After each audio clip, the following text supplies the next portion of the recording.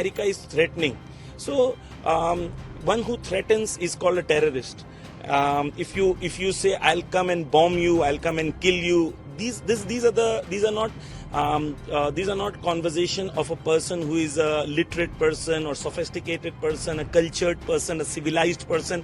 This is barbarism. Okay, so on one area you create pressure, you create sanctions, you do not allow. In fact, you do not allow medicines inside Iran. So you create all this pressure, you create an economic problem inside Iran, and then you say, oh, you have an economic problem, you need to solve it. एक महीने से ज़्यादा हो गया है. 28 दिसंबर से ये सब चल रहा है. अभी फरवरी का एंड है. अभी तक कोई हुआ नहीं है ऐसा यहाँ पे. और America put 4 conditions initially.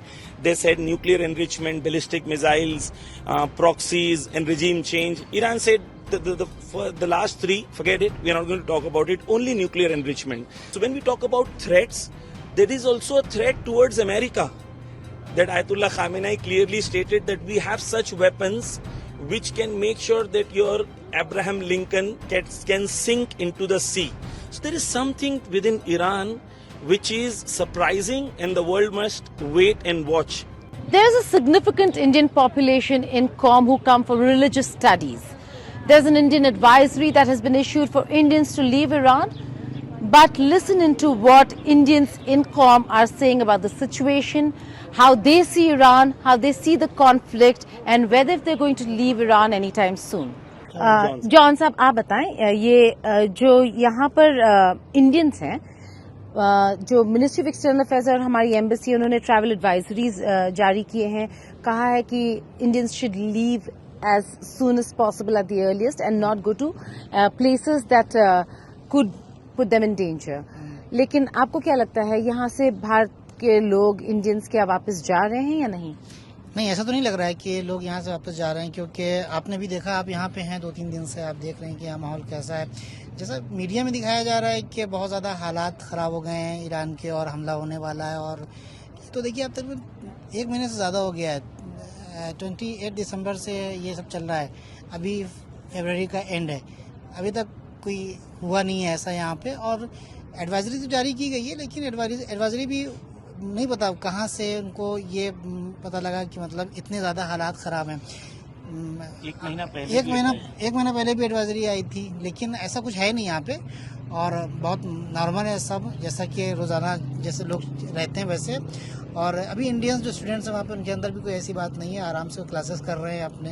और जैसे मैं भी हूँ, मैं अपनी यूनिवर्सिटी जाता हूँ, मेरी PhD है, मैं अपना थीसिस लिख रहा हूँ यानी इस्लामिक फ़िलासफ़ी और वेदांत पे. तो मैं रोज़ाना आ रहा हूँ, जा रहा हूँ, कुछ प्रॉब्लम नहीं है.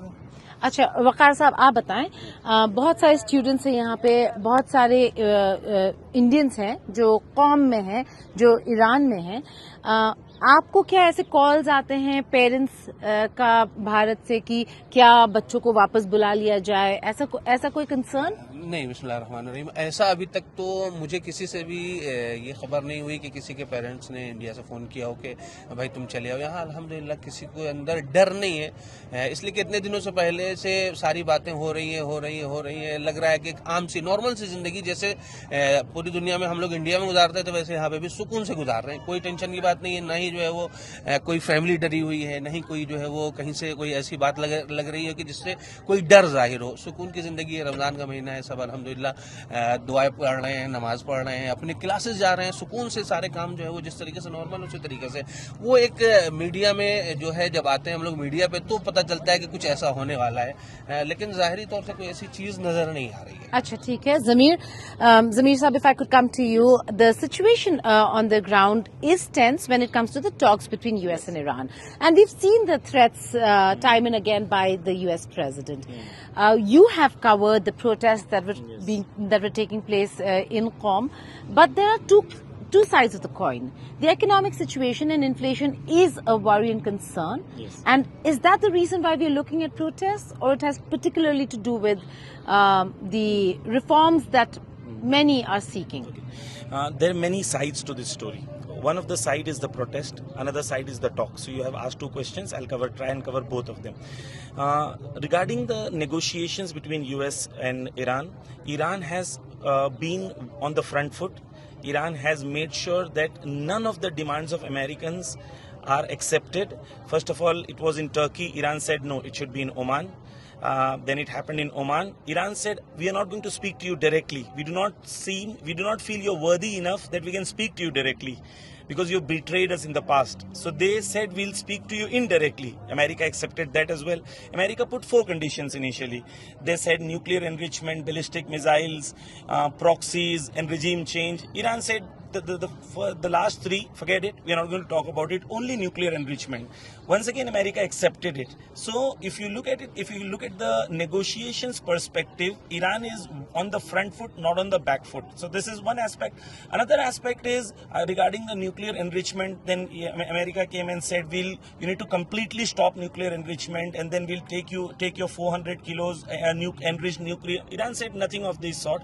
Okay, it's our legal right, and whatever is our legal right, we are going to pursue it. Yesterday itself, the Iranian government, the foreign ministry clearly said regarding the negotiations. So this is one aspect. Second aspect, you asked, America is threatening. So one who threatens is called a terrorist. If you say, I'll come and bomb you, I'll come and kill you, these are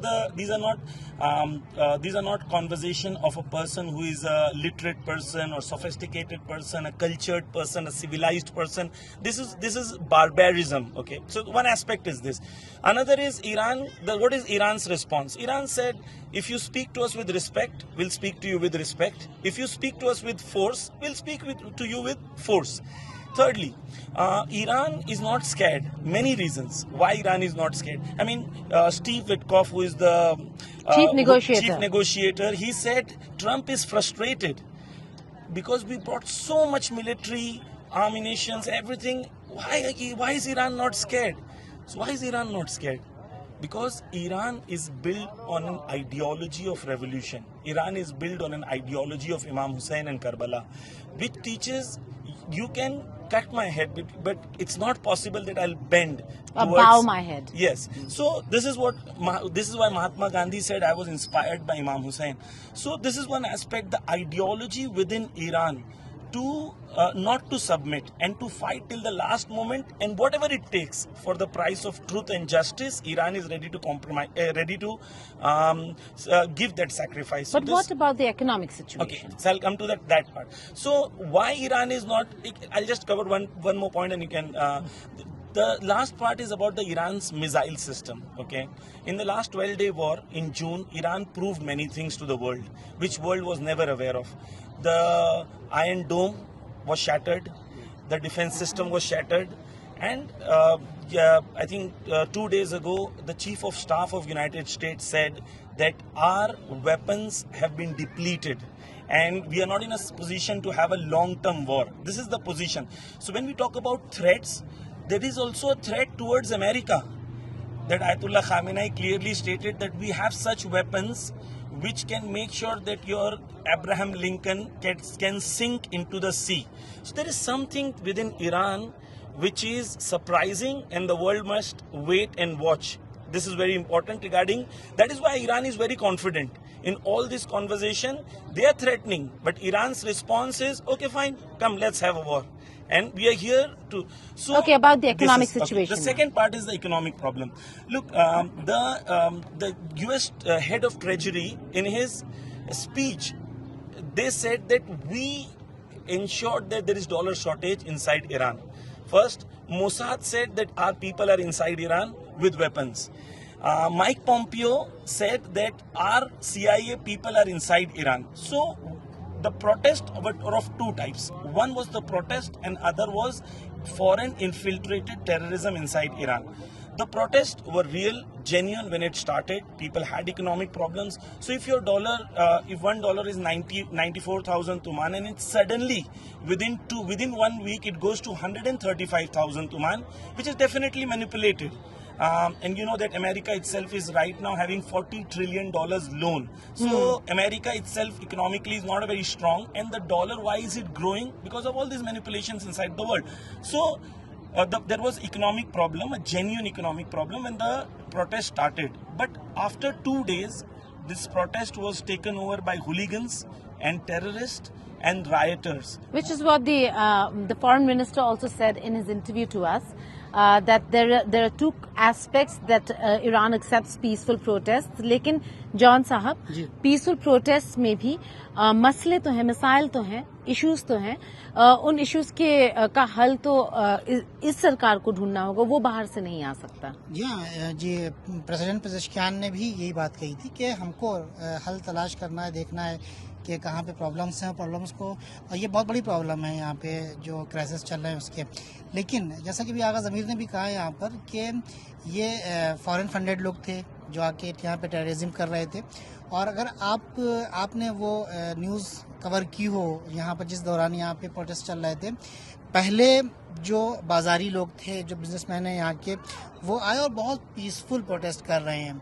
और उस वक्त government ने भी उनको इजाज़त दी, allow किया कि कोई चीज़ बगैर गवर्नमेंट के अलाउ किए हुए नहीं हो सकती है. उन्होंने अलाउ किया, आप आइए, अपनी बात रखिए, अपना एतराज़ रखिए. लेकिन उसके बाद जब आपने देखा होगा कि 2-3 दिनों के बाद उसके अंदर लोगों को मारा जाने लगा, उसके बाद लोग वेपन इस्तेमाल करने लगे, फिर गवर्नमेंट आई है या पुलिस सामने आई है, उसके बाद भी चलने दिया. पहले ये देखा कि कौन इसमें असल में प्रोटेस्टर्स हैं और कौन जो राइट कर रहा है या जो टेररिस्ट एक्टिविटीज़ कर रहे हैं. तो गवर्नमेंट की तरफ से ऐसा कुछ नहीं था. प्रेसिडेंट पेजेश्कियान जो दूसरे यहाँ पे ऑफिशियल्स हैं वो आगे कह रहे हैं आइए आप बात करें, और उसके बाद उन्होंने एक डेलीगेशन तैयार भी किया, बैठ के बात भी किया, और अभी उसके ऊपर जो है वो और ये बातें चल रही हैं. बाकायदा इनके प्लान है कि कैसे हम अपने यहाँ के जो इकोनॉमिक क्राइसिस है उसको हम सही करें. जी I just want to add this. Look, when we talk about economic problems, so it is America which has given around in last 30 years one of the most brutal sanctions on any country possible, which is on Iran. So on one area you create pressure, you create sanctions, you do not allow in fact you do not allow medicines inside Iran. So you create all this pressure, you create an economic problem inside Iran, and then you say, oh, you have an economic problem, you need to solve it. Of course you need to solve it, but we live in a global village. The world is connected, the finances are connected, the World Bank is there, United Nations is there, sanctions are there. So Iran, as far as natural resources are concerned, Iran is the second largest gas producer in the world, fourth largest oil producer in the world. Iran has recently discovered millions of tons of gold and minerals. So Iran is not a poor country. It's the sanctions which is crippling. But Iran, what Ayatollah Khamenei's view is this, that Iran needs to make sure to do two things to overcome this economic problem. One, which he calls it as an economic resistance. What he says is that Iran should make sure that Iran should not supply raw products to the world. Iran should develop raw product into finished product and then give it to the world. This is one thing. And then he said we need to get self-reliance, and then we need to get into the production sector, that we need to do our own production and not be dependent on foreign powers. Which is what most of the countries are saying. President Lula in his interview to me also said the exact same thing, that we are not going to send things abroad, raw material, we want to produce and then send it from Brazil.